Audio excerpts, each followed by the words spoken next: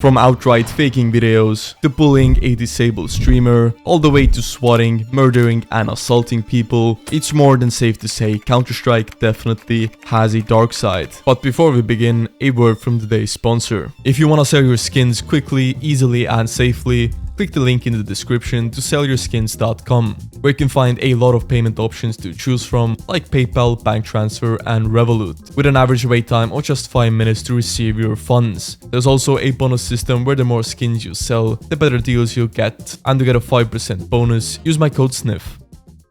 Now, starting this video off with the worst case of swatting in Counter-Strike, which is the extremely odd story of Joseph Dillinger, whose face I won't be showing just yet, and you'll soon find out exactly why. Now, Joseph was supposedly a 22-year-old college student whose favorite game was Counter-Strike, sometimes playing upwards of 8 to 12 hours per day. And in April of 2019, Joseph's life was going great. Despite his struggles, his friends stated he finally felt like he was getting his life back on track, and he even got married to his high school sweetheart. But just a month later, Joseph would be dead. Now, Joseph was known to be a bit of a shit talker, and on one fateful day, as he was playing a normal game of CSGO, like he usually does, he would get into a very heated argument with a player named S, who dared Joseph to invite him to Discord, which he obviously complied with, not thinking too much of it. But he had made a crucial mistake by inviting S to his personal Discord server, where he had shared a lot of personal info about himself.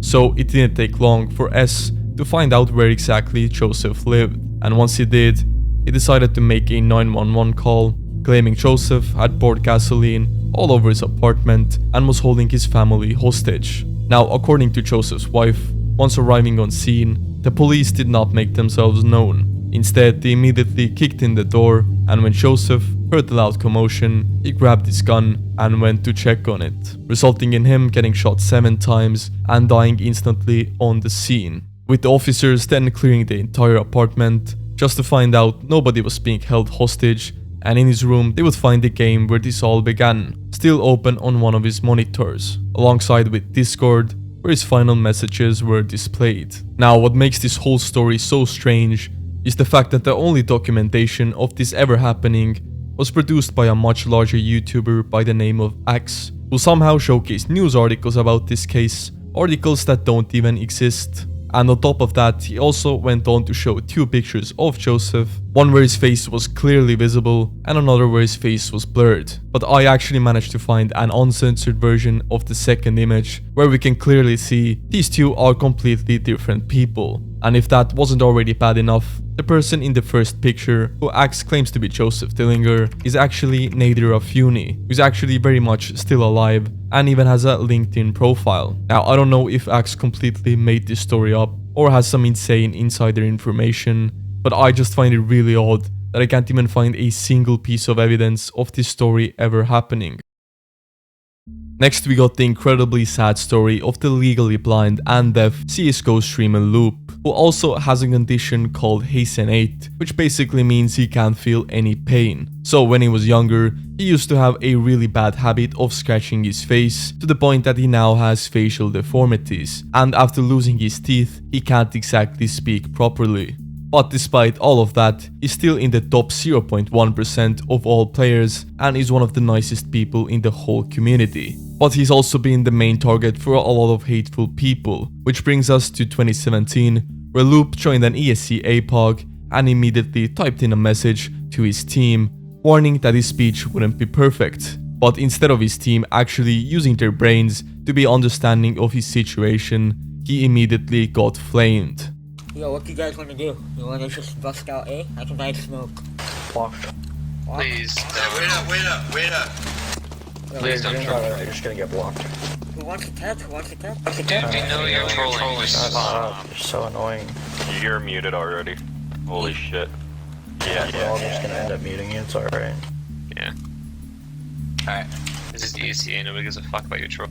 Now, despite Loop not doing anything wrong, he still decided to apologize and just mute them. But sadly, it was clear that the bullying had already gotten to him, since this poor guy was breaking into tears almost every round, which eventually led to the most heartbreaking clip I've ever seen. I know it's just the internet, but I've been dealing with this for years. I just want to be a normal player on a normal team. But I can't.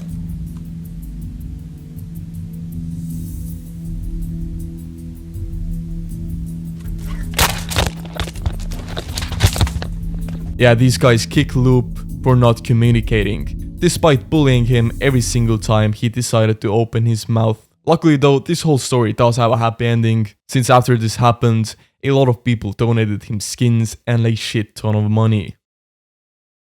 In 2015, Mcskillet was one of the most popular CSGO YouTubers at the time, consistently getting hundreds of thousands of views per video just a couple months after creating his channel. And 2 years later, in 2017, he launched his own gambling website called csgo Magic. And even though we don't know how much he made exactly, it's definitely safe to say it was a success, since just a few months later, he was able to buy himself a McLaren, and according to his dad, he was making an insane amount of money. Who bought the car for him?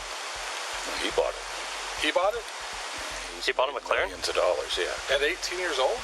He's a very intelligent kid. He made $4 million in 10 months. Okay. But soon after, Valve updated CSGO's guidelines by adding a 7-day trade hold to any items that were either traded or sold, alongside a massive ban wave, which targeted skinned bot accounts for gambling websites, with the biggest hit being his main account, which had well over 100k worth of skins on it. And to make matters even worse, just a month later, Mcskillet's main source of income, csgo Magic, was taken down as well, which caused Mcskillet to slowly spiral out of control, starting with tweets he made claiming he's broke, despite having a channel with almost 1 million subscribers, and a car that was alone worth $250,000. At just 18 years old. But despite all of that, on August 18th, things would get so bad that his mother would contact a family friend who was a psychiatrist, who then called 911. Hello, 911. I'm calling to report an emergency. I believe there's an individual who is a danger to himself and a danger to others. I do believe that he is suffering from a mental illness and that he should be detained on a 5150 for further observation. Now, around 10 minutes later, the police arrived on scene, but sadly, they refused to intervene. He's got manic behavior. He's never been diagnosed with it. He needs to go into a doctor. He should be held on a 5150. Okay, But he has to meet the criteria, though. I mean, he's a danger to himself. How is that? Well, let me ask you, are you his psychiatrist? I am not. Have you ever seen him I have not. in any professional setting? No. Okay.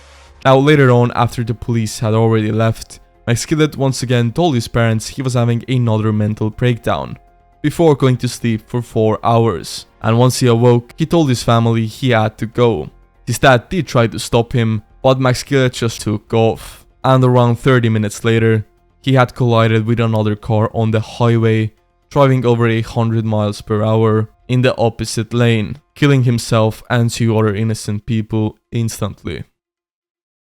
At its peak in 2016, the skin gambling market for CSGO was worth well over $5 billion, and with that came a lot of bad actors, starting with T Martin, Pro Syndicate, and FaZe Rain, who all found a genius way to profit off their millions of underage fans by making a gambling site of their own and promoting it on their channel, without ever disclosing the fact that they were the actual owners of it. And even though what they were doing was pretty scummy and very illegal, at least it was never proved that these 4 ever manipulated the odds in their favor. But the same can't be said about Phantom Lord, who also made a gambling site of his own and promoted it to his audience, with the website earning 40k per day just a few weeks after launch. But it turned out that was still not enough money for him, since in July 17th, 2016, Richard Lewis blew the whole cover of his operation with leaked text messages provided by a hacker, where you can clearly see Phantom Lord asking the website's developer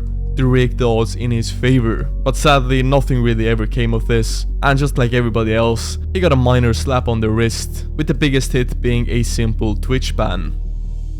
Next we got the story of Julian Barrow, who on one fateful day got in the same match as Michael, where they got into a very heated argument, which ended with Michael stabbing Julian in the back, resulting in Julian to feel so embarrassed to the point he left the game. Now Michael obviously didn't think too much of it at the time, but Julian took it very personally.